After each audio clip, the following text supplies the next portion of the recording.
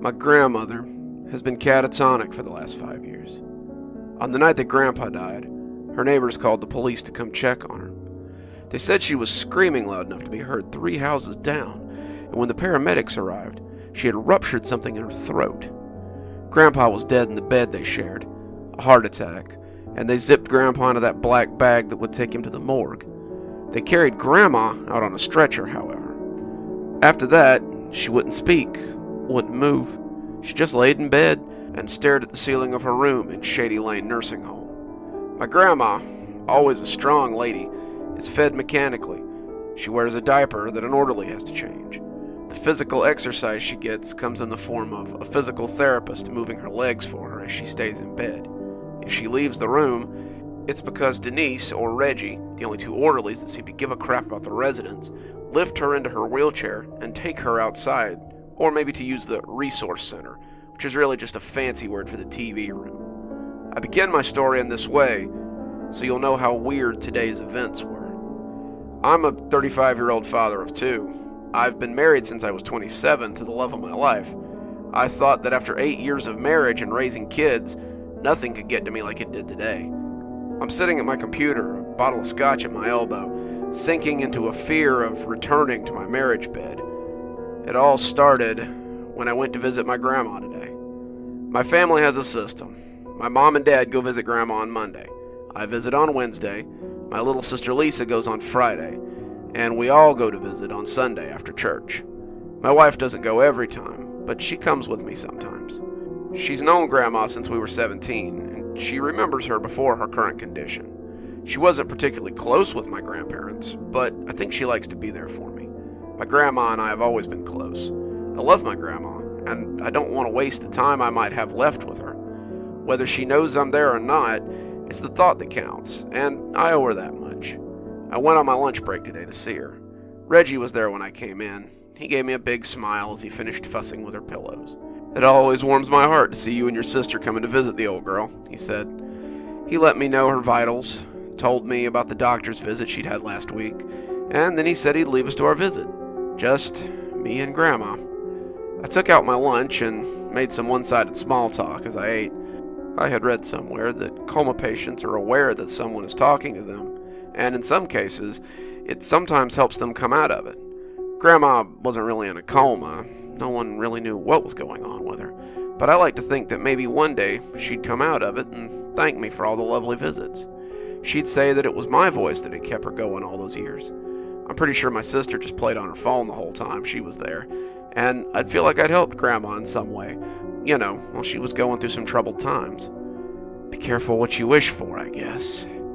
I was just telling Grandma about a client I had helped at work when she suddenly inhaled sharply and exhaled in a rattling, skeletal way. I paused, my hand still holding hers as it always did, and was about to get Reggie. Suddenly, the hand tightened spasmodically, and she made another of those rattling breaths, her eyes rolling wildly. She was like a frightened horse looking for an escape, and though it was the middle of the day, I felt a cold chill run through me as she shuddered and gasped in pure terror. "His hands, the hands of the dead," she breathed out. I pushed back suddenly, letting go of her clenching hand. "Grandma, are you? Oh, listen to me. I don't have much time, Bug." She was awake. Her face was pale and thin, her hands little more than fleshy claws, but she was awake. She was looking at me in that way that people look at fire exits in infernos, and as I tried to get up, she reached out again and took my hand in her cold, damp embrace. I wanted to get Reggie. Reggie would know what to do, but the naked want on her face held me in place. I knew I wasn't going anywhere. She'd called me Bug. That had always been her nickname for me, and when she said it, I realized how much I had wanted to hear her say it again. "Please, Bug, I need to tell you what he said. You need to know." She was frantic, almost pleading, and my knees sent me down without thinking. This is what she told me. They had been in bed together when it had happened. They were both at that advanced age where laying together was just that. The 2 were in bed, sleeping, just being with each other, when Granddad had suddenly woken her up. His arms had been around her, her back against his front. I knew from familiarity that this was how they'd slept since they'd been married since they were 17. The position was natural as sleep itself to them. His shuddering had woken her up. His hands were grasping at me.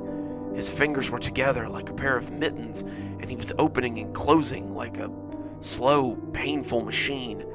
His mouth was against my ear, and his breath was raspy and panting. He sounded like he'd been running, and as he bucked around, I knew he was having another heart attack. Your granddad's health hadn't been good for a while, but as I tried to break free of his arms, he held me tight and leaned his mouth in close. "No, Ellie, don't go, please. I'm scared. I'm scared." He said it, and God help me, he sounded terrified.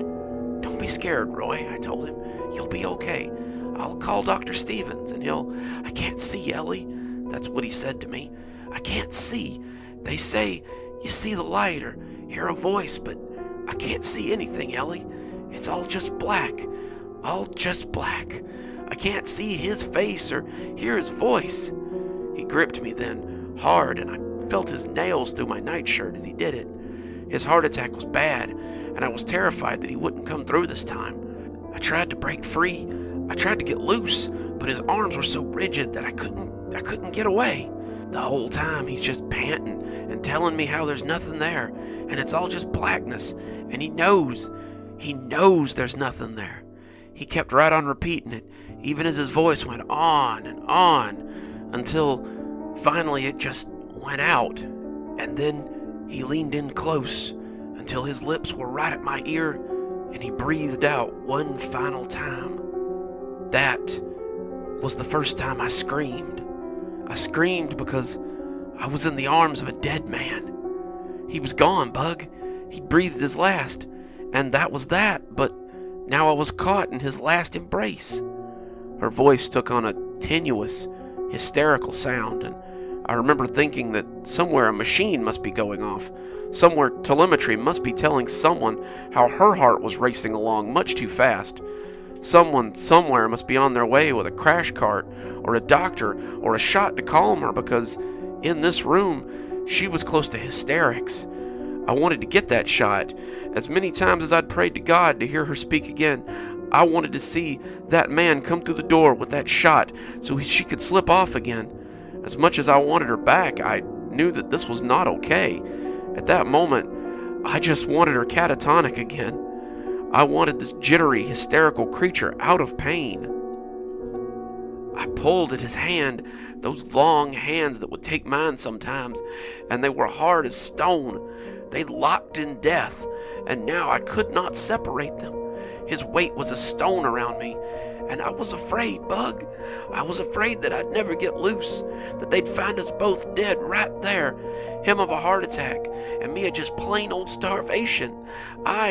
Her voice broke, and when she closed her hurting green eyes, I saw the tears spilling out of them. I had to break his fingers. They sounded like dry twigs when they crack in the fire, and after I'd broken 4 of them, I almost had his hands apart. That's when he came back. She whispered this as though he might hear her. Her words made my blood run cold. He'd been dead for 5 minutes, Bug.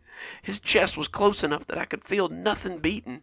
But all of a sudden, his arms tightened around me, and he screamed in my ear like a wolf in a trap. He pulled me hard against him. I felt my ribs trying to break, and all of a sudden, he was bucking and thrashing like the devil himself had a hold on him.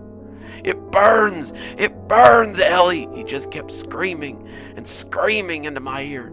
And when I finally thrust his hands apart, I rolled out of bed and got as far as I could. That's where they found me.